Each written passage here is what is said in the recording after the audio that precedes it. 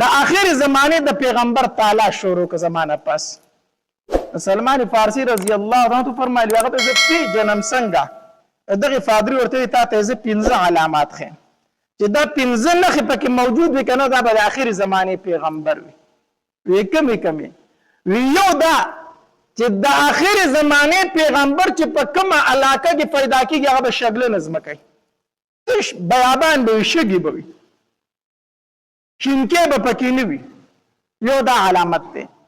وی دویم دغه پیغمبر چې کومه علاقه ته هجرت کوي په هغه علاقه کې به کجوري ډېری زیات وي کجوري به کې زیات وي دریم علامت د دې پیغمبر دا ده چې صدقه به قبلې خو خوري به نه خوري به نه او څلورم علامت دا ده چې هدیه به قبلې هم او خوري به هم او پنځم علامت دا ده چې شاته د ول په منځ کې به مهر نبوت وي دا پنځم علامت ده دا پنځه خبر چې د په عموم ته لیکنه دا داخلي زمانه پیغمبر ده د نبی علیہ الصلوۃ والسلام یو صحابي دی سلمان فارسی رضی الله تعالی عنہ دا د اصفهان اوسیدونکو وو اصفهان دا په ایران کې یو علاقه ده د هغه اوسیدونکو وو او د یو غټ جاگیردار د یو مالدار سړی زوی وو جیداد هم ډیرو او پلار مذهبي سړی هم وو اصل کې پلار چې مجوسی وو مجوسی هغه چاته ویل شي چې د اور عبادت کوي اوس هم په دنیا کې څه خلک شته د اور عبادت کوي بس دا نگرانی دی چې اور چرته مړ نشي نو د قیامت پورې هغوی د خپل اور بلی هغه مړ کېدو ته نه ورکوي او د هغې اور عبادت کوي نو د پلار مجوسی و په خپل مذهبي کارونو کې دومره مخکې و چې د دوی کومه اتشکده وه د دوی چې کومه عبادت خانه و د هغې مشر د پلار و هغې اور نگرانی به د پلار کوله دومره پکې مخکې و بهر جاگیردار سړی پلار نو دوی به دی به پټیو جیداد و هغې ته به تو راتله سلمان فارسی رضی الله تعالی عنه په دغه وخت کې حق دین چې صحیح دین هغه دین عیسوي و عیسایت و د عیسی علیه السلام دین چې کوم دی دا حق دین په دغه زمانه کې دی به چې کله خپل پټو ته تو خپل جیداد ته به تو نو په لاره باندې د هغې یو عبادت خانه و د عیسایانو هغوی به پکې عبادت کوو نو دی به کله کله هغې ته ورښکاره کېدو بس د هغې سره خبرې اترې شروع شوې نو ده ورته وویل چې زه خو مجوسی یم زه خو د اور عبادت کوم هغې ورته وایي د اور عبادت ولې کوي د الله عبادت ولې نه کوي د دې اور د دومره موده بندګي وکړه دومره وخت عبادت وکړو زه ته دې اور ته خو لاس دن نه کړه چې سیزي دی او که سیزي دي نه ډېر وخت یې ورسره دوستانه پاتې شو په کار دی چې تا خو ونه سیزي که نه ټول عمر دې عبادت وکړو اوس دې اور ته خو لاس دن نه کوي نه دا خو سیزل کوي دا هسې عبادت کوي سوځي دی او عبادت هم کوي نو عبادت د چا وکم وي د یو الله بندګي وکړه بهرحال د هغې دا خبرې د زړه ته پرېوتې نو د عیسایت قبول کو نو بیا به د کور نه د پټو په بهانه درته وتو چې زه پټي ته ځم او هلته کې هغې د عیسایانو عبادت خانې ته به ننوتو هلته کې به عبادت کو پلار یې پې خبر شو چې پلار یې پې خبر شو نو دی ډېر زیات ووخو سلمان فارسی رضی الله عنه ډېر زیات ووخو ته ما ته هم نه ګورې زه د خپل دین مشر یم او تا خپل دین پرېښود بل دین دې قبول کو ډېر زیات یې ووخو حتی در دې پورې چې په زنځیرانو یې وتړو چې وی تړو بهرحال دغې عبادت خانې والا ته وویلو چې دلته خو ما پلار نه پرېږدي په څه طریقه ورته خبر ولېږو خو ستاسو مین مرکز ستاسو غټ مرکز کوم ځای کې دی زموږ غټ مرکز په شام کې دی وی کو چېرته ستاسو څه کسان شام ته تلو ما خبر کړه چې زه ورسره لاړ شم ځکه دلته ما پلار نه پرېږدي هغې ورته ویل ټیک ده بیا څه عیسایانو شام ته تلل ده ته سوال جواب راولېږل چې موږ ځو که ته راسره ملګری کېږي روان شه نو سلمان فارسی رضی الله تعالی هغه زنځیران مات کړو په هره طریقه چې ځان یې کوله وکړو هغې قافلې ته ځان ورسو او لاړ شام ته ځان ورسو شام ته وتښتېدو چې شام ته ورسېد هلته یې تپوس وکړو په تاسو کې غټ پادری دلته کم یو دی د عیسایانو چې کم غټ عالم دغه دلته کم یو دی چا ورته یو تنو خو دا دی چې التلال ډېر ضعیف پادری د دغه خدمت شروع کړ خپله ټوله کیسه ورته وکړه چې پلار مې ډېر مالدار سړی دی او زه د یو مالدار سړي زوی یم خو پلار مې مجوسي دی او زه یې په دغې باندې مجبوره کړی کوم زه د کور نه راتښتېدلی یم او ما عیسایت قبول کړی دی هغه ورته وی ټیک ده زما سره به د به د هغه خدمت کوو زده کړه به یې ترې کوله او هغه پادري ډېر ښه سړی و ښه سړی و نیک سړی و د هغه خدمت کو خو بوډا و نو چې کله د هغه د مرګ وخت رانږدې شو د ځنکدن ټیم و بیمار شو نو ده ورته وی ته خو مرې مړ کېږي او زه خو مسافر یم وطن ته واپس تللی نه شم چې ته مړ شې نو زه به چېرته ځم ما ته خو هم څه لار وښیه که نه نو دغې فادري ورته بیا بل فادري وښو وی په پلانکۍ علاقه کې زمونږ یو فادري دی او ډېر نیک سړی دی ته به د هغه خواله لاړ شي چې زه مړ شم په هر هر دغه پادري مړ شو دوی دفن کو چې دفن کو سلمان فارسي رضی الله عنه خپله کډه کندرې راواغسته روان شو لاړو هغې بل فادري له ورسېد هغه ته خپله کیسه وکړه چې تا له پلانکي په فادري رالېږلی یم هغه مړ دی خو هغه راته چې د خواله به لاړ شي هغه ورته وي ټیک ده ده د هغه خدمت شروع کړو د هغې نه یې زده کړه شروع کړه خو دا دویم فادري چې و که نه دا ښه سړی نه و سلمان فارسي رضی الله عنه فرمایي دی وی ټیک سړی نه و هسې په ظاهر کې د ځان نه یو پیر یو نیک رخ کړی خو یې نورو ډېر دنیادار سړی و پیسې به یې د خلکو نه اخیستلې په څه طریقه یې جمعواري کوله ما د ده خدمت کو دیم بوډا و وی دې رانم په مړ کېدو شو نو ما ورته چې ته خو مرې خو زه به چېرته ځم ده راته درېیم تن یاد کو چې زه مړ شم هلته به لاړ شي به هر حال دی مړ شو چې دی مړ شو هغې ځای نه روان شوم هغې درېیم پادري له ورسېدم هغه هم ضعیفه سړی و دا خدمت مې کو د هغه هم ټایم د مرګ راغی چې هغه مړ کېده هغه ته مې تپوس وکړو چې ته رانه مرې زه به چېرته ځم هغه راته یو خبره وکړه هغه راته وي چې زما نه وروسته ته د هېچا خواله مه ځه ځکه زمونږ عیسایت چې دی دا اوس ډېر خراب شوی دی اوس پکې خلکو د ځان نه ډېرې خبرې ویستلي دي اوس داسې یو سړی نشته دی چې زه یې تا ته وښیم چې د هغه خواله لاړ شه ته د هېچا خواله مه ځه خو زه دا وخت داسې اینم که نه چې د آخرې زمانې د پیغمبر د راتلو ټیم دی موږ د خپلو کتابونو نه معلومات کوو او موږ ته د خپلو کتابونو نه اندازه داسې کېږي چې د آخرې زمانې د پیغمبر د راتلو وخت پوره شوی دی نو ته د هېچا خواله مه ځه د آخرې زمانې د پیغمبر تعالی شروع که زمانه پس سلمان فارسي رضی الله عنه فرمایلي هغه ته زه پیژنم څنګه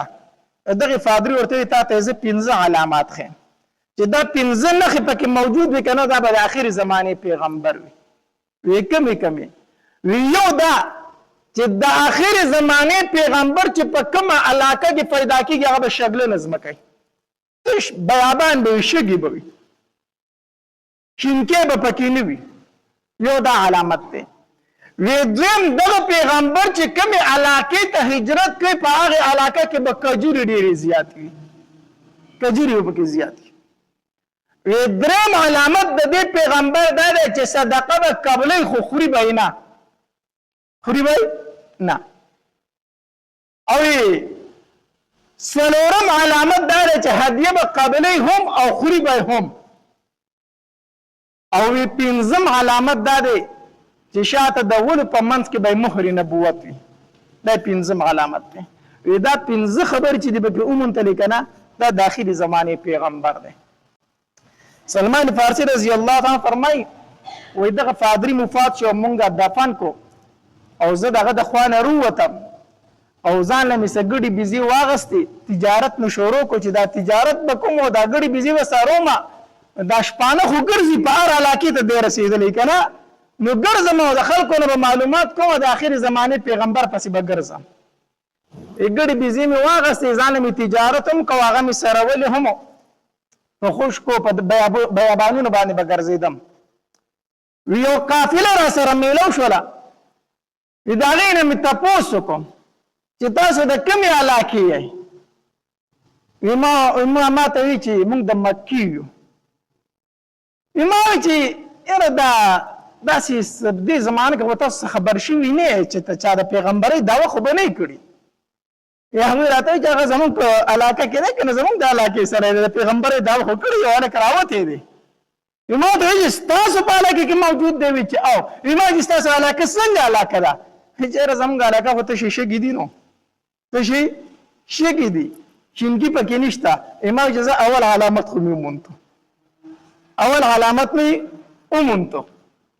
بیا مې ورته وایي چې دا پیغمبر څنګه سړی دی د هغه متعلق چې څه خبرې وکړو نو زما په زړه کې لږ نور هم رغبت پیدا شو ما ورته وایي چې یاره تاسو ما خپل کلي ته ځان سره بونه ځئ دې راته وایي چې ولې نه چې کله موږ واپس ځو تا سره لاړ شه که نه ما ورته وایي چې ټیک ده بهرحال د کافري چې کله واپسي کوله ما ته وایي چې موږ خو ځو را سره ځي ما وایي چې زر سره ځم دوی سره مې واپسي وکړه روان شوم وی دغه کسان ډېر ظالمانو ختل دغه قافلې والا زما سره چې کومې ګډې بيزې وي په لاره یې رانه هغه په زور واغستې هغه رانه هر څه واغستل او زه یې پرې نه ښودلم زه یې ونیولم او هلته کې منډایي ته بوستم په هغه وخت کې به دا وینځه غلامان خرڅېدلو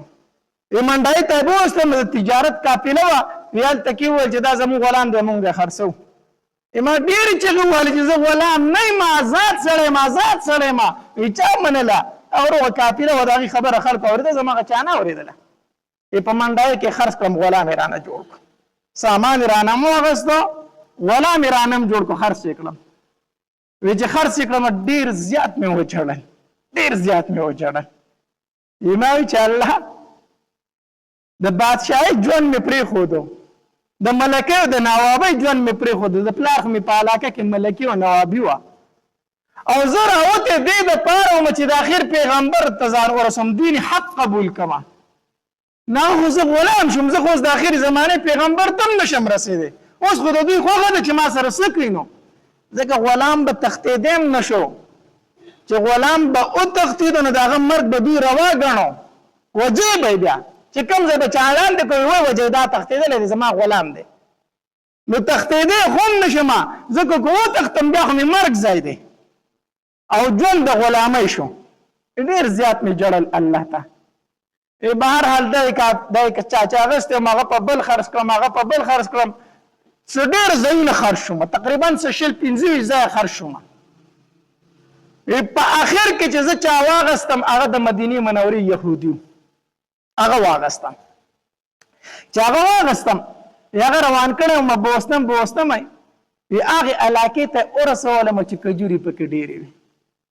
وي ما ورته وایي چې دا کومه علاقه وي چې دا یثرب دی یثرب وي کجورې پکې ډېرې وي وي زه خوشحاله شوم ګوره چې دا پیغمبر هغه ځای بدای کو ځکه مدینه منوره کې کجوره ډېره زیاته ده ښه علماو لیکلي دي چې کله حج له لاړ شو عمرې له لاړ شو بیا مدینې منورې ته ځي که نه نو په بس کې چې ناست که نه او کله د کجورو باغات شروع شو د کجورو باغونه شروع شو نو د مدینې منورې حدود شروع کېدو والا دي د دغې ځای نه به ته درود شریف شروع کړي چې کله د مدینې منورې د کجورو باغات تا ولیدل که نه الله دې موږ ټول حج عمرې له بوځي چې کله د مکې نه ځئ مدینې منورې ته نو چې کله د کجورو باغات شروع شو د کجورو ونې شروع شوي د دغې ځای نه څه شروع کړه درود شریف په شروع کوي دا علماو لیکلي صحیح طریقه ده د دغې ځای نه به درود شریف شروع کوي د دغې ځای نه بیا د مدینې حدود شروع کېږي ځکه نو مدینه منوره کې کجوره ډېره ده ما وایي چې کېدی شي هغه هجرت چې به کوي هغه به دا ځای بهرحال د یهودي سره ومه او هغه له مې به زمینداره کوله او دا یهودي را باندې ډېر زیات مین وي ما به له ډېر په اخلاص کار کو نه را باندې مین هم ډېر زیات و وی لګیا وم په پټو کې مې د هغه کار کو په کجورو کې کار مې ونه کو په دې کې ناڅاپه چغې شو شور شو په مدینه منوره کې وی زه لږ ودرېدم چې دا شور د څه شي دی وی تپوس مې وکړو چې ولې دا خلک سره راوتې دا شور او دا غوغا سره جوړه شوه وی چې د آخرې زمانې هغه پیغمبر چې و که نه هغه د مکې نه مدینې منورې ته هجرت وکړو پیغمبر د مکې نه مدینې ته راغی ما وی چې ځه الله تبارک وتعالی هغه دویم علامت هم پوره کړو دویم هم پوره کړو وینا غواړم خپل مالک لره مالک ته مې وي چې ما له لږې کجورې نه راکوي غلام دی که نه ما ته چې مال لګي کجوري نه راکای زره دغه سړی خو لازمه ځان سره بلګي کجوري وسمه یا غراته وی چې وای نه کجوري والته کنه دا ځان سره می کجوري واغست یو می غستلارم دغه پیغمبر خواله چې ورسېدم ما ته کجوري مخې ته کې خو دی ما ته چې ز سلمان فارسی ما د فارس اوسیدونکو هم خدل ته غلام یم ما ته چې دا کجوري د سړي ما ورته چې دا می تاسو له صدقه راوړی دا نبی رسول الله رانه واغست قبول کړي خو مرګور ته چې الکه وخوري تاسو وخوري ما ته چې تاسو چې سلمان مونږ پیغمبران صدقه نه خورو مونږ پیغمبران صدقه او درې علامت خو پوره شو مونږ پیغمبران صدقه نه خورو ویرالما بیا د مالک خواله یسورځ پس مې ورته چې مال لګي کجوري نه راکې زال ته ورزم چې واله کنه بیا مې کجوري واغستې چې واغستې بیا دغه پیغمبر خواله ورلم ما ته کجوري کې خو سلمان اسدي ما ورته چې کجوري مې راوړې دي خدا تاسو قبول کړئ نو ما ته چې د څه کجوري دي ما چې دا مې سي هدیه راوړې تاسو لره نبی علیہ السلام ته په خپل اول واغسته او خو بیا مرګ ته چاله کو خورای به هدیه او خوړه هم په ملګرو تقسیم کړم چې زسلورم علامت هم پورا شو اوس یو علامت پاتې ده چې مهر نبوت ته د نبی علیہ الصلوۃ والسلام سره داسې کېناستم بیا پاسې دم د نبی اسلام د ملګرو سره په خبرو تر شو نو زه پاسې دم د نبی علیہ السلام شاته طرف ته بار بار تلم اوس مهر نبوت وینم کنه اخري علامت فاتره چې دا وینم بار بار د نبی علیہ السلام شاته تلم ویل خو مینه شو چې د الله پاک پیغمبر دا صادر خته کې چې زدي دا اولی مبارک وینم ویل خو مینه شو ریماله چې زدا صادر بچرتا دا سی او کشي کې زبې وینم نبی علیہ الصلوۃ والسلام رواني پوښ چې سلمان فارسی سلی دل غواړي سلمان فارسی سلی دل غواړي نبی علیہ السلام دا سی ځان صادر ته وکړو کمیس نو نبی علیہ السلام دا صادر دا سی خته وکښو چې وکښو وی مهر نبوت مې د ول په منځ کې ولید چې د کوثر د اگې په مقدار باندې الله محمد رسول صلی الله علیه وسلم چې لیکلی شی په چې دا مې څنګه ولیدل ورمنډه مې کړه خو مې پکې خو دا او په چغو نبی علیہ الصلوۃ والسلام ته په جلا شوم چې دا الله پاک پیغمبر مام دا لیدل غوښتل دا مې لیدل غوښتل نبی علیہ الصلوۃ والسلام لرالمه په جلا ورته شوم ما ته چې کلمه راته وایا دې کلمه راته ویله ما ته چې سلمان دل ترازی ما چې د الله پاک پیغمبر نشم راتلی زه پر دې غلام یم زه مستا خواله څنګه راسم زه راوته په تاسو یو مخ غلام شوی مسو کما نبی علیہ الصلوۃ والسلام راتول چې سلمان د دې مولا سره د عقد کتابت وکړه عقد کتابت سره وکړه مکاتب دي تا جوړ کی او ته زبل دومره پیسې درکما ما آزاد کا د عقد سره وکړه ایماوی چې ټیک ده الهام خپل مولا ته نوی چې ما آزاد کا زبر در پیسې درکما نو چې سره څوک یو شی نه خرڅي کنه نو د سریټي و چې څوک علی نه کنه داسې کنه زمانه مولا ډیر رضا یا غراته سلمان دومره بسره راوړي دومره با سره راوړي او په پلان کې باغ پټی کې رااله د کجورو یو باغ ولګوا او چې کله هغه کجورو دانې شروع کړل بیا به خبرې کو بیا به څه کو ایمه چې زما ارمان نه پوره کیږي زما ارمانو یو به دومره سره د کم طرف راوړم او بل دار چې کجوره دانه نسی ته کجوره نه لکه هغه غټیږي او بیا دانې نسی پاره کې کورونه لګي کجوره نه لکه کنه بیا چې هغه دانی ترسه نسو کال پکې لګي ایمه چې دارمان زمانه پوره کیږي ایران نبی رسول الله صلوات و سلام لره استرګونه مې وخت روان شي مې الله پاک پیغمبران نکیږي ایمه ته چې ونی ایمه ته چې قرآن هغه دومره سره غواړي نو زما سره کم دي زه غلام یم او دویم هغه چې کجور باغ را لولګو چې دانی ونیسي بیا به آزاد وما نو دا کیږي نبی علیہ الصلوۃ والسلام راته فرمایل چې سلمان دا خبر سره پخه کا دا ور سره سکا پخه کا الله پاک پیغمبر سره کوم دي بس تو سره خبر وکړه حق سره وکړه به سره پوره کا سید زلالم امام مولا ته چې دا حق درته منظور دی درته څه دی بیا زمون منظور دی چې سید هغه په خندا شي سید چې ته مال باغ لګای بیا کجوري کې بیا ورسته ګورو صحیح شو بیا مې سره وکړه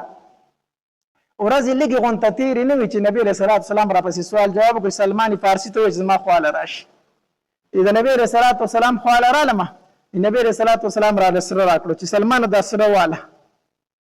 سره والا الله قربان شم د خپل محبوب نه سره څوک چاله ورکي په کیلوګانو سره څوک چاله ورکي نبی رسول الله والسلام ته د یو تن اسلام دومره خوخه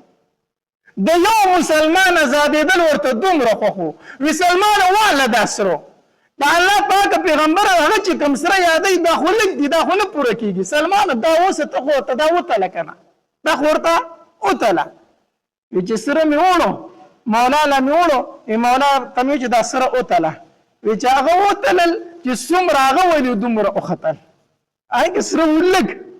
ما چې وړو ولګ خو چې څومره هغه ولې دومره وختل دا د نبی رسول الله سوا معجزه و د نبی رسول الله خیال سره خو شو اوس کجوري بس کیږي نبی رسول الله کجورو د کار ټیم راغی نبی رسول الله سلام راته چې سلمان ته چې زمکه برابر کی بیا ما ته سوال جواب وکړه چې کجوري پکې درلو وکړو کجوري پکې درلا ما چې زمکه برابر کا نبی رسول الله علم د الله پاک پیغمبر زمکه می تیار کړی د کجوري پکې کړل غواړي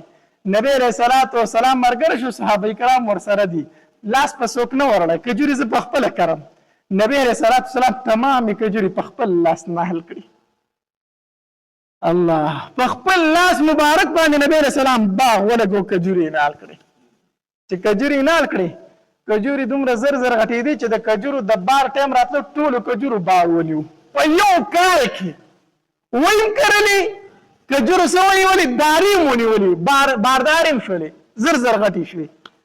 سلمان فارسی راغی د الله پاک پیغمبر کجورو خدانی کړي دي ته خو راشه نن دارې لکره نبی رسول الله سلام چې لاړ په باغ کې ګرځي اوس تمام کجورو دانی نیولي خو په ټول باغ کې دوه بوټي داسې چې هغې دانې نه دي کړي هغې دانې نه دي کړي هغې بار نه دي نیولې نبی رسول الله پریشانه شو چې دې ټول باغ د کجورې نیولي دي دوه ډکو پکې ولې نه دي نیولي عمر رضی الله تعالی په خندا شو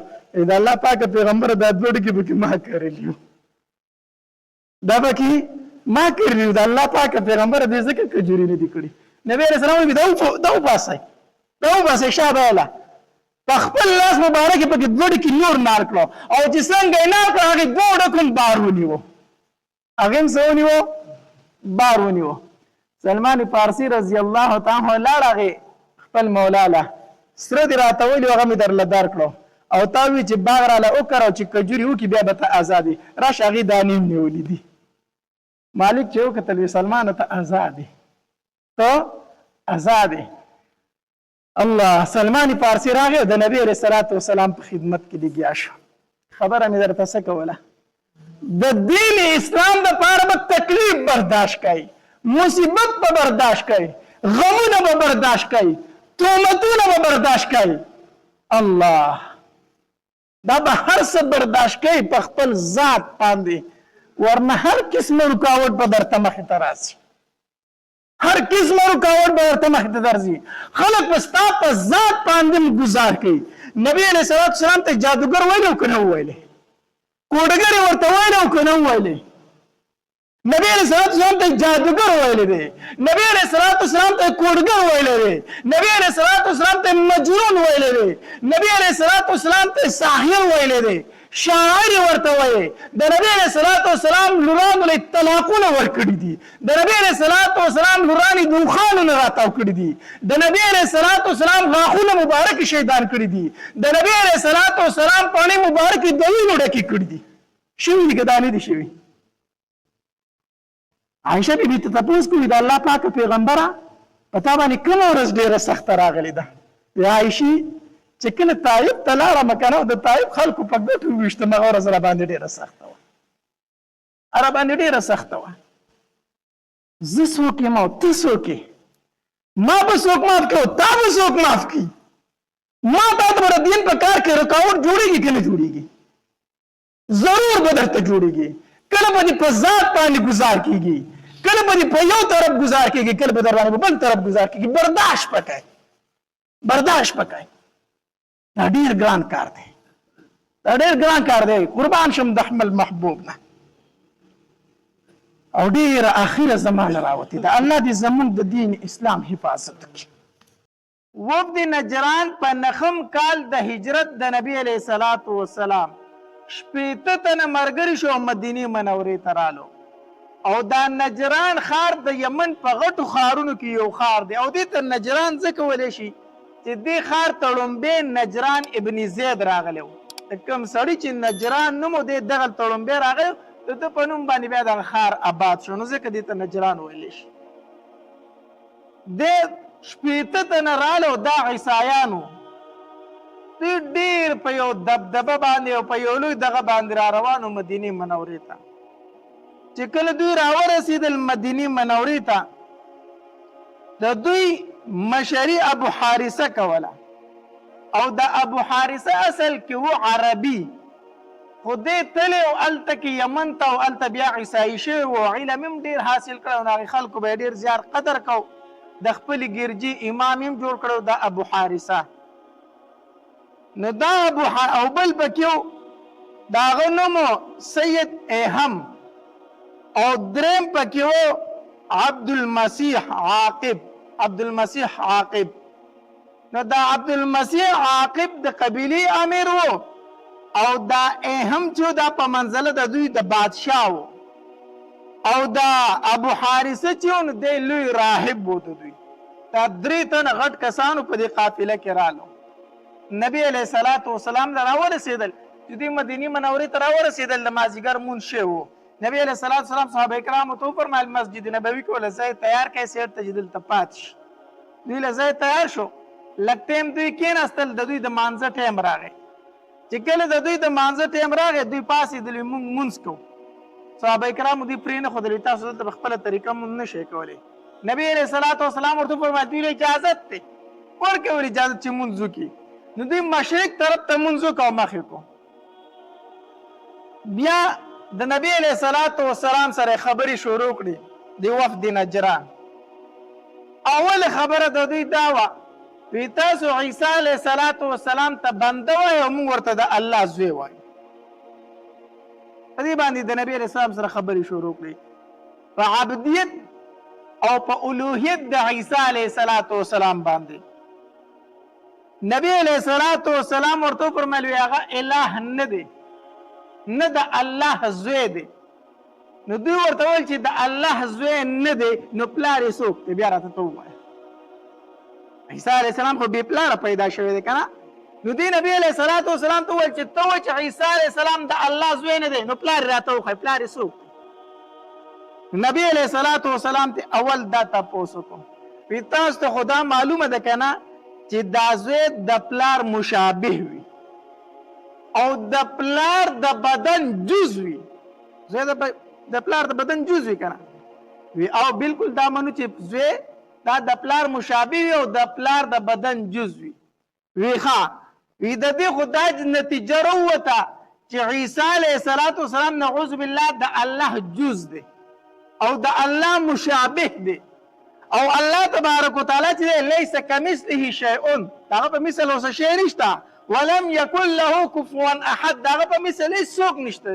نه د الله جوړ شته او نه د الله مشابه شته دا خو را سره منئ که نه عیسایان بالکل منو د الله نه جوړ شته او نه مشابه شته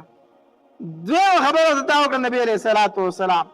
وی دا خبره خو تاسو ته معلومه ده چې په الله باندې مرګ نه راځي هغه لا یموت ذات دی دا خو را سره منئ که نه د عیسایانو وی او په الله تبارک وتعالی باندې مرګ نه راځي نبی علیہ الصلوۃ والسلام فرمایل و ان عیسی یاتی علیه الفنا فعیسی علیہ السلام باندې په پناه راځي عیسی علیہ السلام بس راځي پناه خدای سو ګوره د دې الزامي جواب سو د دې الزامي جواب دا وکړي چې نبی علیہ السلام ته تاسو کو چې په الله مرګ راځي دوی نه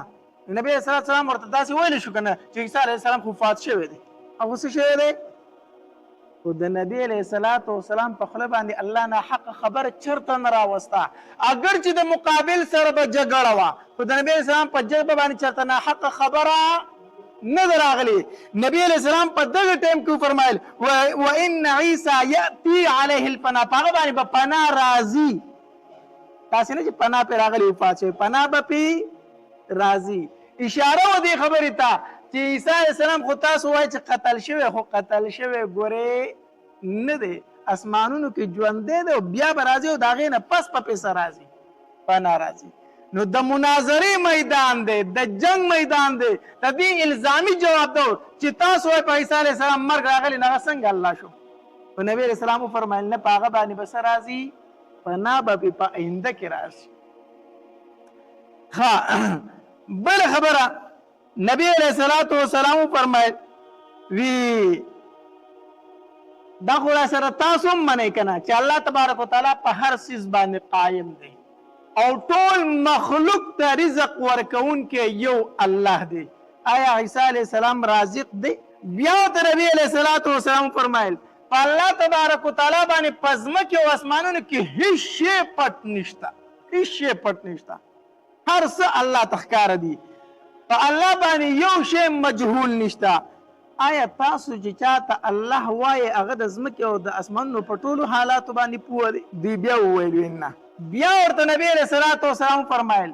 وی تاسو خدا منئ کنه چې عیسی علیہ السلام مور مریم بیبي ده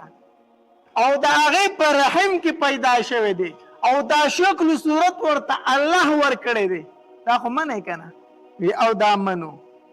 وی چې کم انسان په خپل پیدایش کې غیر ته محتاج دی، کم انسان خوراک ته محتاج دی، بول براس ته محتاج دی، هغه الہ کېدی شي؟ بیا ورته نبی علیہ السلام فرمایل وی مریم بیبي چې د عامو زنانو په شانتې خوراک هم څکاو، څکاک هم کو، په عیسی علیہ السلام باندې حامله شوې هم ده، دی په ګېډه باندې اغوستی هم دی. بیا د عامو ماشومانو په شانتې چې کله یو ماشوم پیدا کېږي دا شان دی پیدا شوی هم دی. آیا نو د ده مور الہ کېدی شي؟ عیسی علیہ السلام پیدا شوی د مور د ګېډې نه دی الہ کېدی شي؟ ټولې خبرې چې دوی واورېدې که نه په خپله په سوچ کې پرېوتل چې دا مونږ څه وایو او به هر حال په خپل ضد باندې ولاړو، په خپل ضد باندې ولاړو. نه منو موږ دا خبره چې هغه د الله زوی نه دی. الله تبارک وتعالی د سوره آل عمران د اولنی آیاتونه نازل کړو. الف لام میم الله لا اله الا هو الحي القيوم نزل عليك الكتاب بالحق. دا لا اله الا هو العزيز الحكيم پورې د آیاتونه څه شو چې کله دا نازل شو بیا ورته نبی علیہ الصلوۃ والسلام ورته وفرمایل اسلام راوړئ، تاسو راغلی شپېته تنه اسلام راوړئ. دوی ورته کوم اسلام؟ موږ خو د مخکې نه مسلمانان یو. څه اسلام راوړو؟ موږ خو د مخکې نه مسلمانان یو. نبی علیہ الصلوۃ والسلام ورته وفرمایل ستاسو ایمان او اسلام څنګه صحیح کېدی شي چې تاسو عیسی علیہ الصلوۃ والسلام ته د الله زوی وایئ؟ تاسو خو شرک کړی دی. تاسو د صلیب عبادت کوئ، د صلیب، او تاسو خنزیران خورئ. درې خبرې ته نبی علیہ السلام وکړي. تاسو عیسی علیہ السلام ته د الله زوی وایئ، د صلیب عبادت کوئ او دا رنګ خنزیر خورئ. نو په اسلام کې خدا درې واړه خبرې حرامې دي. تاسو ځان ته څنګه مسلمانان وایئ؟ بهرحال نبی علیہ الصلوۃ والسلام ورته اسلام پیش کو. دوی د اسلام نه انکار وکړو، موږ نه راوړو اسلام.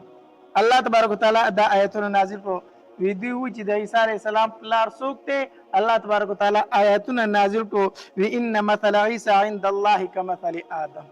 د عیسی علیہ السلام مثال په شان د چا دی؟ د آدم علیہ السلام دی. د خو صرف پلار نشته او د آدم علیہ السلام نه مور شته او نه پلار شته. اخو منئ که نه؟ آدم علیہ السلام ته خو الہ نه وایې،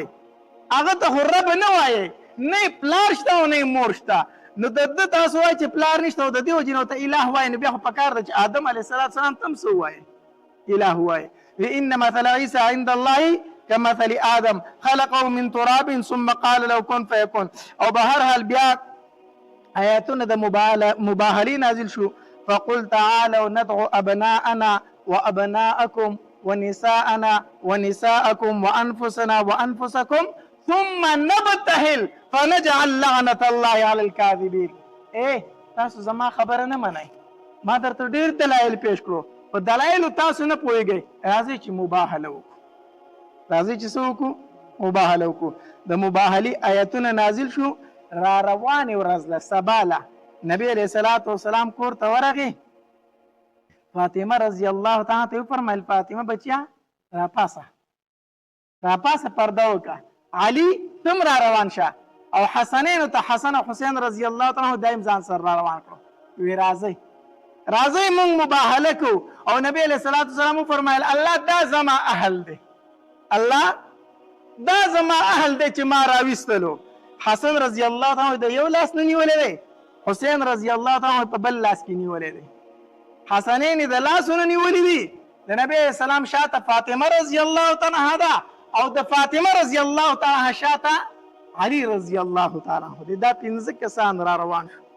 چې را روان شو رالو نبی علیہ السلام فرمای ما خپل خاندان رستل دي تاسو را روان شو چې راځي مباهله راځي چې مباهله ګوره فاطمه رضی الله تعالی پرده کړی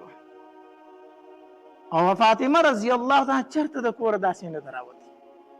خو چې د الله د توحید مسله شو کنه نبی علیہ السلام فاطمه رضی الله تعالی فرمایل بچی را پاس راوځه د الله د دین مسله شو فاطمه رضی الله تعالی پرده کړی وا په پرده کې ولاړه ده مخې ته نبی علیہ الصلوۃ والسلام ولاړ دی او شاته تی علی رضی الله تعالی ما یو ځکه اوریدلی دي یا مې لیدلی دي و چې فاطمه رضی الله تعالی روانه وکنه نو علی زما په شاته ته داغه د خپو د نخ به په خپل خپو رانولي د فاطمه رضی الله تعالی د خپو د نخ به په خپل خپو باندې ورانولي چې د فاطمه د قدم نخم چاته پاتې نشي دا چې په کمزې قدم دی هغه نخم سو کو نه ني علی رضی الله تعالی په شاته روان هغه نخ به ورانولي دومره پردهدار زنانه و دومره پردهداره دا مونږ ته اسلام دا ښیي چې زنانه یقینا به قدر ضرورت د کور نه راوتې شي چې کله ضرورت راغی زنانه د کور نه راوتې شي یقینا به قدر ضرورت زنانه راوتې شي خو د پردې به بیا هم خیال ساتي بې پرده به بار ته نه روځي بې پرده به بار ته نه روځي هغه فاطمه رضی الله تعالی چې کله وفات کېده وی زما په کټ باندې به د کجورو څانګې ورتاوې کوي چې بار چاته پته ونه لګي چې د فاطمه بدن ډک دی او کو تش دی ځکه زما بدن یا رسول الله لیدلی دی او یا علی رضی الله تعالی لیدلی بل چا نه لیدلی خو چې د دین مسله شوه نبی علیہ السلام فاطمه رضی الله تعالی راویستله په پرده کې مخې ته په خپله روان دی او شاته پسې فاطمه د علی رضی الله تعالی دی او ګیر چاپېره ترې حسنین روان دي چې کله دی وفد نجران د عیسایانو ولیدل کنه چې نبی رسول خپل اهل او عیال راوستو وی مونږ ته لږ ټایم راکړه مونږ مشوره کوو مونږ لږ ټایم راکړه نبی علیہ الصلوۃ والسلام ورته فرمای دا سید اهم نه دی دا سردار چې د دوی د قبیله چې کوم مشر و د دې عبدالمسیح ته وویل وی ای مسیحه ته دوی د مخونو ته وګوره د دې خاندان د مخونو ته وګوره وی قسم په الله کو دې مخونو د الله په دربار کې لاس اوچت کو وی زو ته یو کو دوی دعا وکړه چې الله دا غرونه لري الله به دا غرونه لري دې مخونو ته وګوره کو دوی لاس اوچت کړ چې الله د مدینه دا غرونه لري کنه الله دا غرونه لري الله دوی دعا نه رد کړي مخونو ته دوی وګوره وی کومه تا ته بد دعا وکړه وی قسم په الله په مخ د ځمکه به یو عیسایم پاتې نشي مباهله ورسره نه کوو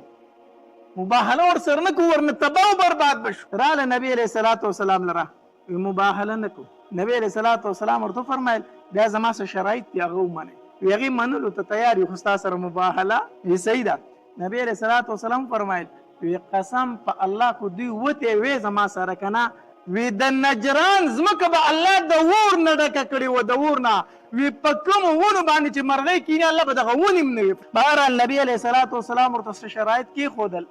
او بیا ورته نبی علیہ الصلوۃ والسلام فرمایل وی ستاسو حفاظت د الله د رسول ذمواري ٹھیک شو ستاسو مالونه ستاسو جیدادونه ستاسو عزتونه به داسې محفوظ وي لکه څنګه چې د یو مسلمان بیا ورته نبی علیہ الصلوۃ والسلام فرمایل چې کوم ستاسو فادریان دي امامان دي کوم ستاسو ګرجي دي د هغې حفاظت هم د مسلمانانو په ذمه دی ستاسو علاقې ته به یو لښکر نه درځي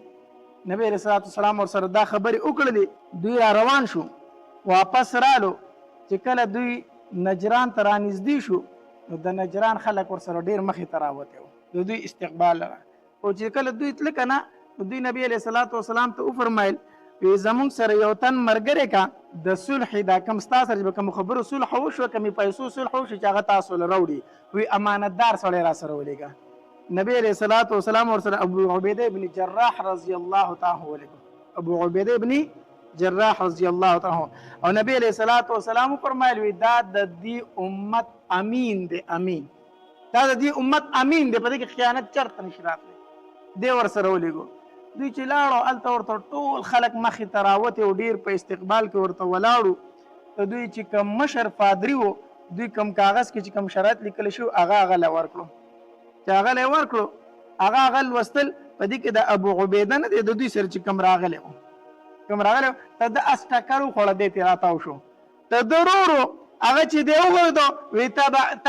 وی تعیس الابعد دغه بدبخت دی هلاک شي نبی رسول الله یادو د درو دغه بدبخت دی هلاک شي دومره ستړی شوی چې راتاو شولې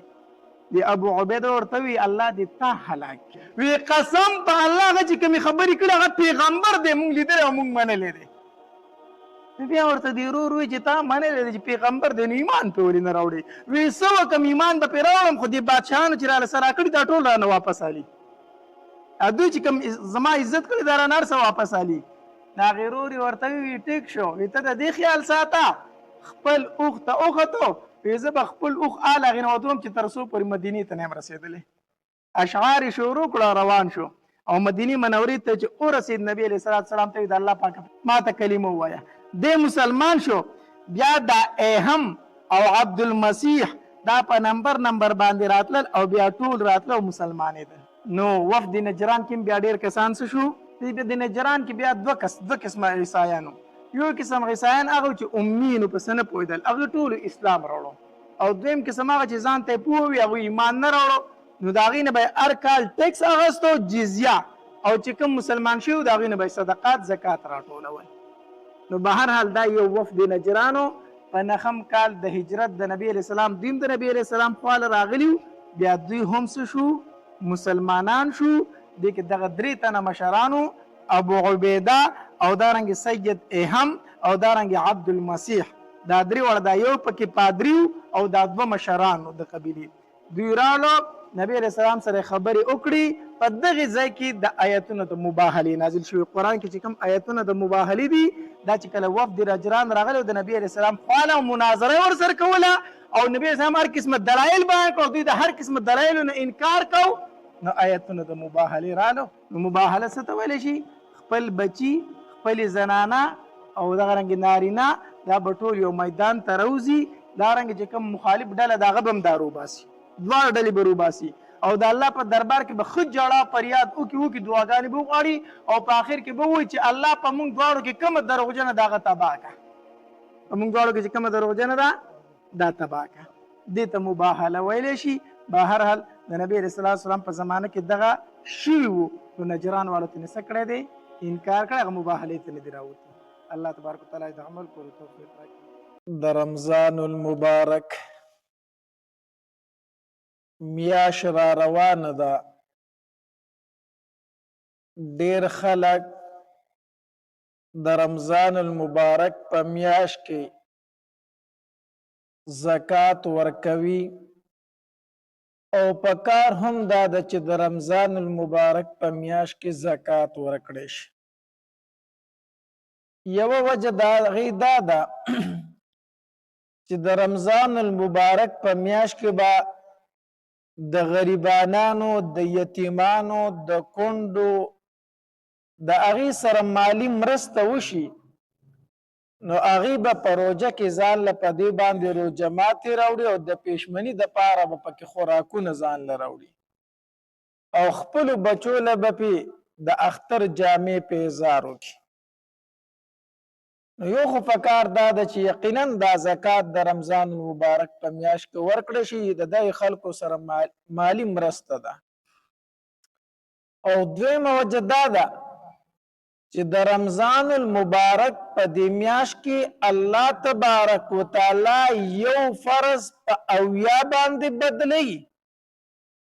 او یو نفل الله په فرض باندې بدلی نو چې ته د رمضان المبارک په میاشت کې زکات ورکې نو الله تبارک وتعالی درله په 80 چند باندې ثوابونه درکوي. بهر حال دا زکات چې دی دا د اسلام دریم اهم رکن دی. حدیث مبارک کے راضی نبی علیہ الصلوۃ والسلام فرمائے بنی الاسلام علی خمس، د اسلام بنیاد په 5 خبرو باندې دی. هغه کې اول خبره دا ده چې شهادت الله اله الا الله وان محمدا عبده ورسوله.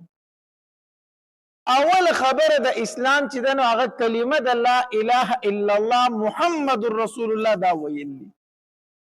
ځکه چې دا کلمه دې تر څو پورې ویلې نه ده تر هغه پورې خو ته مسلمان نه حسابېږي. نو منځنی ستن د اسلام د کوټې چې دنو هغه کلمه د لا اله الا الله ده. دویم نبی علیہ الصلوۃ والسلام فرمای و اقام الصلاة، د منځ پابندي کول. په اسلام کې دویم اهم رکن چې هغه منځ دی. چې کله کلمه د لا اله الا الله محمد رسول الله دا دی ویلا نو تا ته د ټول لومبه حکم چې په شریعت کې متوجه کیږي نو هغه د منځ حکم دی. ځکه چې په دې مانځه کې انسان د الله سره رازداري شروع کی، خبرې شروع کی، په دې کې د الله سره مناجات کول دي، د الله سره ملاقات کول دي. په شریعت کې اول خبره چې تا ته متوجه کیږي نه حکم ده مانځه دی. دویم نبی علیہ الصلوۃ والسلام فرمای دریم و ایتاء الزکا،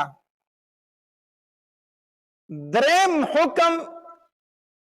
نبی علیہ الصلوۃ والسلام فرمای ورکول د زکات دی. نو زکات د اسلام دریم اهم رکن دی. او د زکات او د مانځه د ذکر احادیث مبارکو کې اکثر یو ځای راغلی دی او قرآن مجید کې خو تقریبا اتیا پیری یو ځای راغلی دی. واقیموا الصلاة وآتوا الزکاة، کوم چې د مون ذکر دی الته سره ذکر دو زکات دی.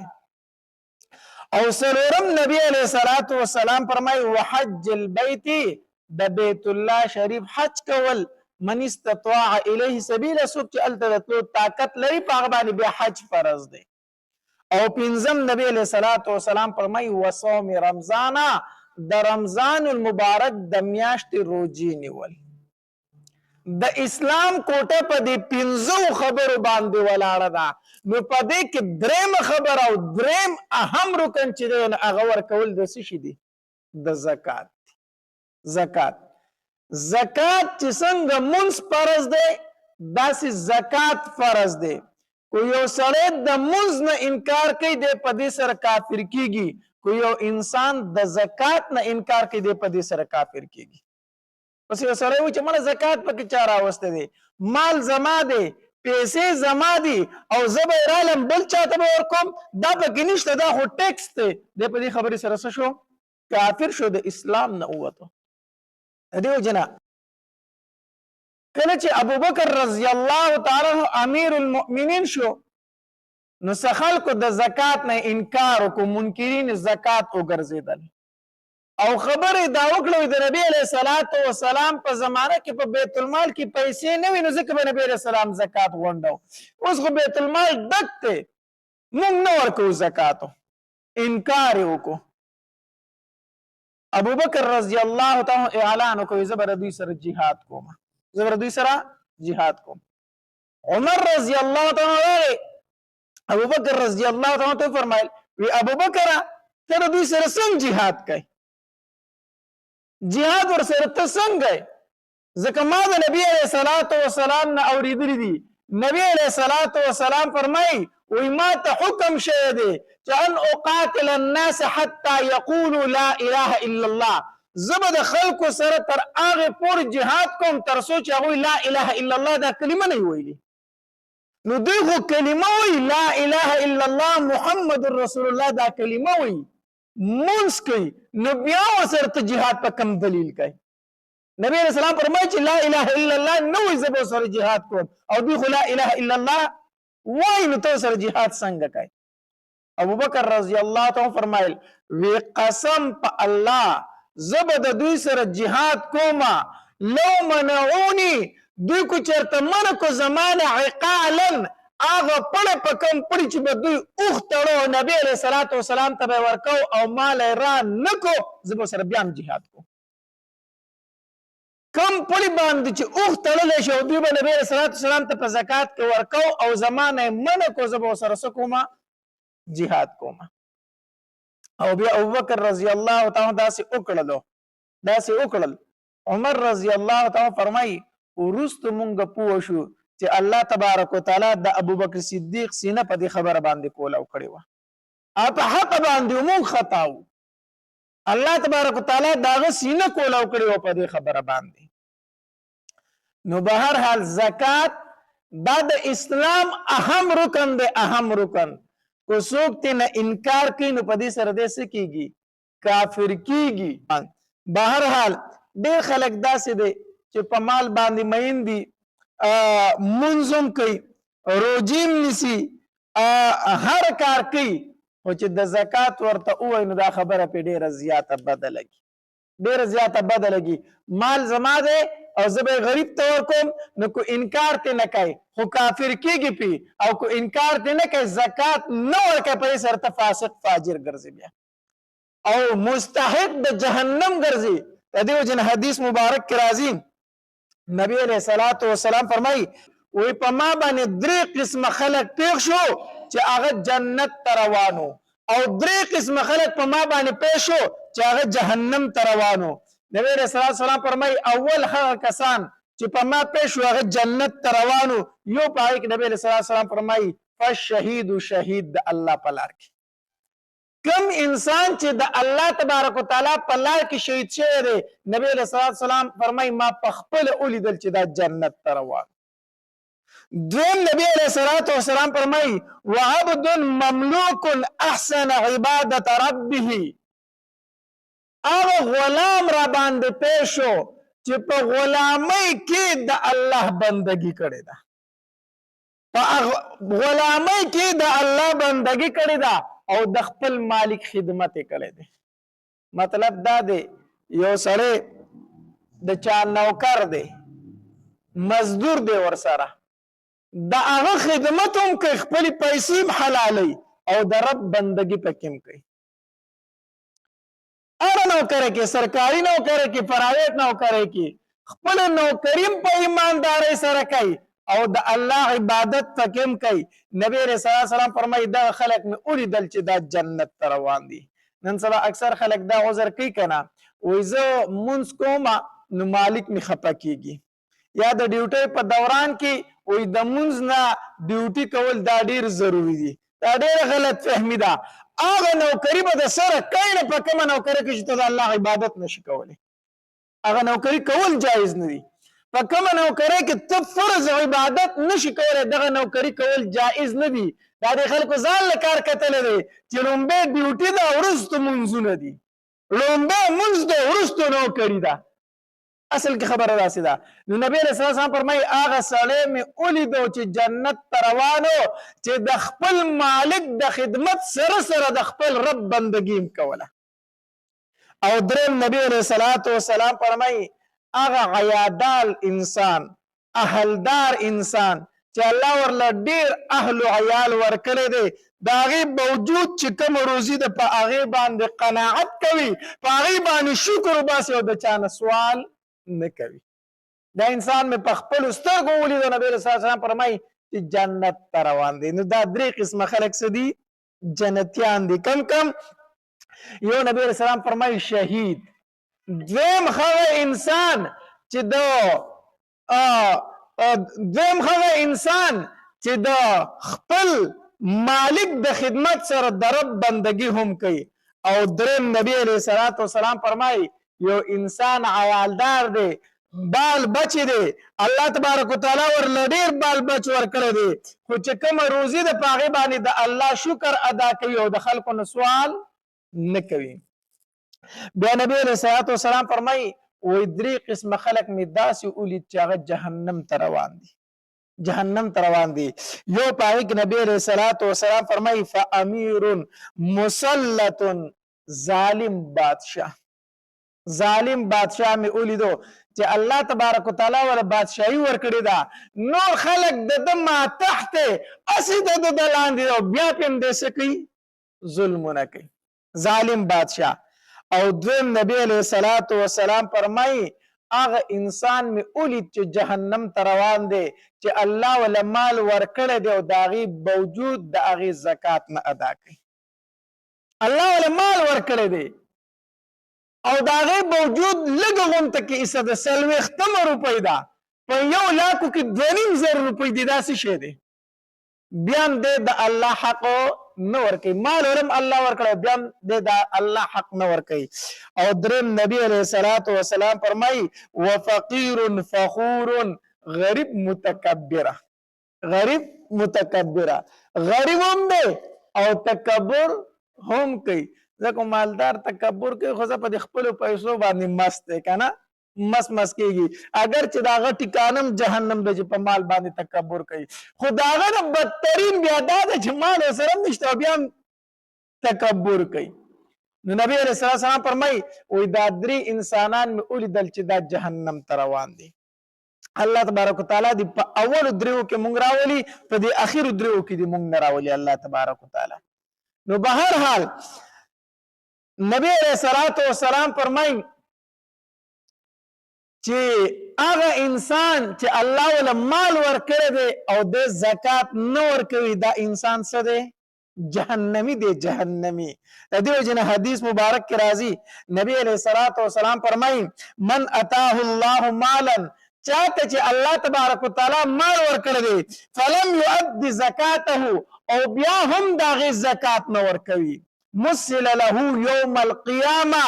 الله تبارک وتعالی به د ته په دې غاړه کې ورواچوي شجاعا اقرع داسې مار چې بهادر به وي او په سر باندې به ګنجې وي. د شجاع بعضې معنی کړی هغه مار چې په لکۍ باندې ودرېږي مونږ چې ورته کوم مار وایو چمچمار ورته وایي که نه چمچمار ورته وایي یا ورته هغه چجې وال مار وایي داسې نیغ چې ولاړ وي ده ته شجاع ویلی شي شجاع هغه مار چې داسې دا سرې نیغ نیولی وي الله تبارک وتعالی به دا مار دته په دې مرۍ کې ور واچوي اقرع او په سر باندې به ګنجې وي په سر به ګنجې ځکه وي محدثینو لیکلي دي چې د ده په دې سر کې به دومره زخر وي چې د هغې زخرو د وجې نه د ده په سر به ویښته نه کېږي داسې زخریله مار به وي او له زبیبتانې د هغه د سترګو د پاسه به 2 تور تور ټاکي وي دا که تاسو کتلي که نه مونږ خلک وایي دا 4 سترګې سپی دی د کم سپي د سترګو د پاسه چې تور داغونه مونږ ته 4 سترګې نو دا 4 سترګې نه خو داسې سپی ناکاره ډېر زیات دي د دې مار د دې سترګو د پاسه به 2 داغونه وي دا اشاره ده د ناکاروالي ته او نبی علیه الصلاة والسلام فرمایي یطوقه یوم القیامه الله تبارک وتعالی به د ده په دې سټ کې ورواچوي ثم یاخذ بلحظمتیه بیا به هغه د ده په دې وښکو کې د خپله خوله ورکوي ده ته به ټپونه ورکوي او دا مال به ورته وایي انا مالک و انا کنزک زه خو مار نه یم زه خو ستا هغه مال یم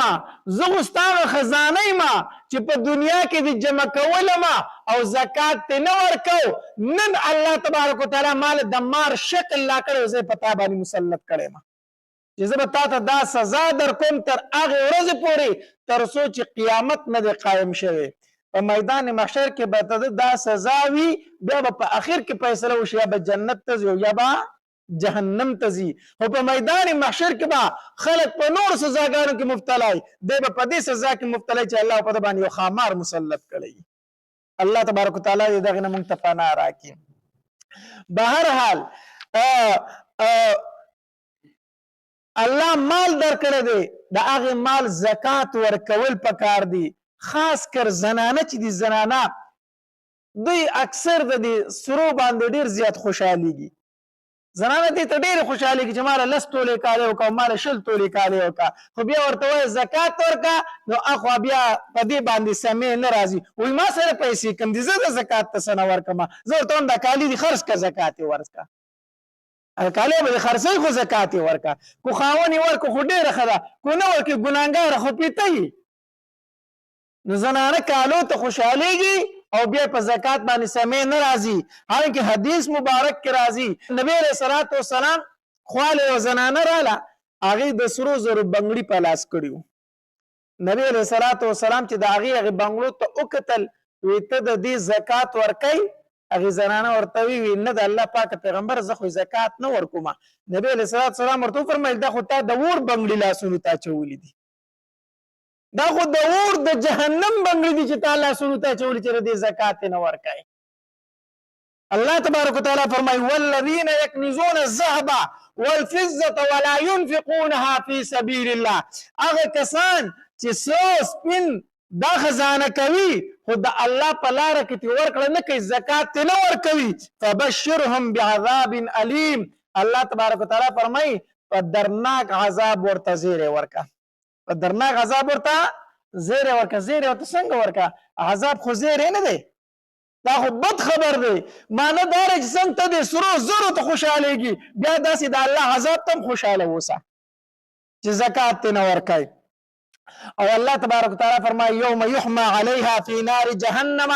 دا سره سپین به په اور د جهنم کې تودولی کېږي، فتکوى بها جباههم، په دې تندو به ورته داغ ورکوي، وجنوبهم، په دې اړخونو به ورته داغونه ورکوي، وظهورهم، په دې شاګانو به ورته الله تبارک وتعالی داغونه ورکوي، او به ورته ویلی شي هذا ما کنزتم لانفسکم، دا خو هغه سره دي، دا هغه سپین دي، دا هغې کالو ته خوشحالي دي چې دا مې امیل دی، دا مې والی دي، دا مې بنګړي دي، ته دې ته خوشحالي دي، دا خو هغه کالي دي چې تا ته زکات نه ورکوو. فذوقوا ما کنتم تکنزون، اوس د هغې سرو سزا وڅکه، د هغې خزانو سزا وڅکه کوم چې تا ځان له خزانه کړي وو،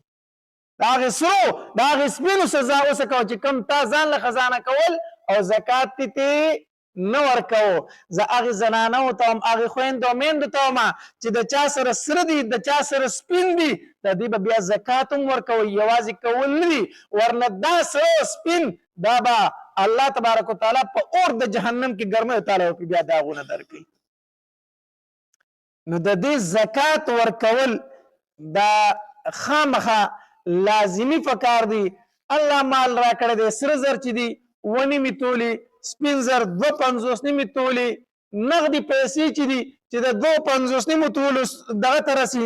قیمت ته رسي، نو زکات په ورکوي. په دې زکات باندې مال کمیږي نه، په دې زکات باندې مال زیاتیږي. او چا چې زکات نه دی ورکړی، نبی علیہ الصلوۃ والسلام فرمایي دا جهنمی انسان دی. او کم انسان چې زکات ورکړی دی، نبی علیہ الصلوۃ والسلام ورته په دنیا کې زیری ورکړی چې دا جنتی انسان دی. لکه حدیث مبارک کې راځي د بنو قزاعه یو سړی راغی او نبی علیہ الصلوۃ والسلام ته ودرېده، وی د الله پاک پیغمبره پتا باندې مې ایمان راوړی دی او دا ګواهي مې کړې ده چې لا اله الا الله محمد رسول الله، پتا مې ایمان راوړی دی د الله پاک پیغمبره. دویم دا دی چې زه د مونځ پابندي هم کوم، مونځ هم کوم. دریم دا دی چې زه د رمضان المبارک روجې هم نیسم. او پنځم دا دی چې د رمضان المبارک په شپو کې د الله عبادت هم کوم. د رمضان المبارک د ورځې روجې نیسم او د شپې عبادت کوم. او دارنګ وآتیت الزکات، او زه زکات هم ورکوم. نو نبی علیہ الصلوۃ والسلام ورته وفرمایل من مات علی هذا کان من الصدیقین والشهداء، که څوک په دې حالت کې مړ شو لکه دا کمې خبرې چې تا وکړي چې د الله پاک پیغمبر په تا ایمان راوړی دی، د مونځ پابندي کوم، زکات ورکوم، د رمضان المبارک پر ورځ روجې هم نیسم. نبی علیہ السلام فرمایل چې دا کارونه چا کول او دې مړ شو نو دې به حساب په صدیقین او په شهداو کې. نو مطلب دا دی چې څوک زکات ورکوي، نبی علیہ السلام فرمایي دا څه دی؟ جنتی انسان دی او چا چې زکات نه دی ورکړی نبی علیه السلام فرمایي ومې لیدو چې جهنم ته روان دی الله ولا مال ورکړی دی او بیا هم زکات نه ورکوي نبی علیه السلام فرمایي ما ولید دغه انسان چې دا چېرته روان دی جهنم ته روان دی دارنګه بل حدیث مبارک کې راځي یو صحابي راغی نبی علیه الصلاة والسلام ته وفرمایل دا الله پاک پیغمبره ما ته داسې یو عمل وښیي چې زه کوم الله پې ما جنت ته داخل کړي ما ته زه مختصر اعمال وښیه چې زه یې کومه چې ما پې الله تبارک وتعالی پې ما جنت ته داخل کړي نبی علیه الصلاة والسلام ورته وفرمایل تعبد الله لا تشرک به شیئا د الله بندګي کوه خو د الله سره په بندګۍ کې څوک شریک مه ګرځوه خو دا کار کوه دویم ورته نبی علیه الصلاة والسلام وفرمایل فرض منځونه چې دا کوه فرض منځونه ته دې پابندي کوه دا مه پرېږده دریم ورته نبی علیه الصلاة والسلام وفرمایو وی فرض زکات چې په تا کم دی دا ورکوه زکات ورکوه او څلورم ورته نبی علیه الصلاة والسلام وفرمایل وی د رمضان المبارک روجي نیسه د رمضان المبارک روجي نیسه هغه صحابي د نبی علیه الصلاة والسلام د خوا نه چې روانېده که نه یو خبره یې وکړه والذي نفسي بيده لا ازيد على هذا ولا انقص منه وی زما دی په هغه ذات باندې قسمی د کوم ذات چې زما روح دغه په قبضه کې دی کومې خبرې چې راته تا وکړې د الله پاک پیغمبره نه به په دې زیادت کوم او نه به په دې کې کمې کوم او روان شو چې څنګه روان شو نبی علیه الصلاة والسلام فرمایل وی که څوک غواړي په دنیا کې چې زه جنتي انسان وینم نو دې صحابي ته وګورئ که په دنیا کې د چا دا خواهش وي که نه چې ما یو جنتي انسان ولیدی هغه دې صحابي ته وګوري ګوره صحابي ورته څه وي د الله پاکه پیغمبره نه به پې زه زیادت کوم نه پکې کمې کوم نو د شریعت په کارونو کې د ځان نه زیادت هم نشي کولی او د ځان نه کمې هم نشي کولی زیادت کول هم بدعت دی کمې کول په کوم څه دی بدعت دی نو د شریعت په کارونو کې د ځان نه کمې زیاتې نشي کولی هغه ورته د الله پاک پیغمبر چې تا راته څه وي هم دقه شان به زه کومه نبي علیه السلام وفرمیل ای زما صحابه کرامو که وایي چې په دنیا کې موږ جنتي انسان ولیدی نو دا صحابي روان دی وګورئ ورته وګورئ ورته دا جنتي انسان دی هغه ورته څه ویلي وي د الله پاک پیغمبر زه به څه ورکومه زکات څه به ورکومه زکات نو زکات په معامله کې مو خلک ډیر زیات سوس یو د رمضان المبارک روز هر کار کې چې پیسو له سر راځي بیا سوس یو پار شي کنو هر کار ته نه چې پیسو له پکې سر راشي کنه بیا سوس یو منظم خکو روجیم خنیسو نفلونم خکو ذکر و اسکارم خکو په زکات ورکول کې څه یو سست یو نو د زکات کې مسله دا ده چې کې مال دی دا مال دومره خوږ څیز نه دی دا پاتې کېدونکی دی او یقین وکړه چې څومره پسې ولګېدې په دې مال پسې کړه دومره به درنه تښتي دومره به درنه تښتي منډه به پسې وای خو په لاس نه راځي یو ورځ ورته شاکه مړه وای ته هسې په لاس نه راځي صحیح ده نو زه نور د خپل ژوند الله ته ورکوم د الله عبادت ته ورکوم د الله بندګۍ ته ورکوم دا مال به درپسې په خپله بیا شاته را روان شي صحیح ده نو دا درته نه یم چې مال مه ګټئ مال ګټئ خو د الله حق پکې مه هېروئ مال ګټئ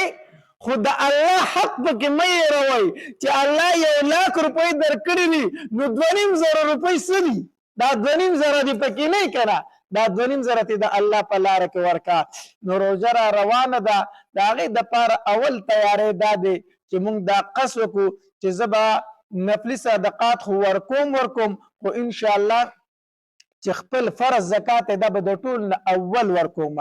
فرض زکات ورکوم چې د الله په دربار کې زما غاړه خلاصه شي کم مسکین دي کم یتیمان دي کم غریبانان دي چې هغې پې ځان له د روژې تیاری وکړي او الله به زما ذمه خلاصه کړي الله تبارک وتعالی د عمل کولو توفیق را نصیب کړي واخر دعوانا ان الحمد لله رب العالمین داسې ښایسته بیانات اورېدلو دپاره زموږ د یوټیوب چینل واجد اسلامیک سټوډیو سبسکرایب کړئ په دې به تاسو ته انشاءالله العزیز ښایسته واقعګانې او بیانات میلاویږي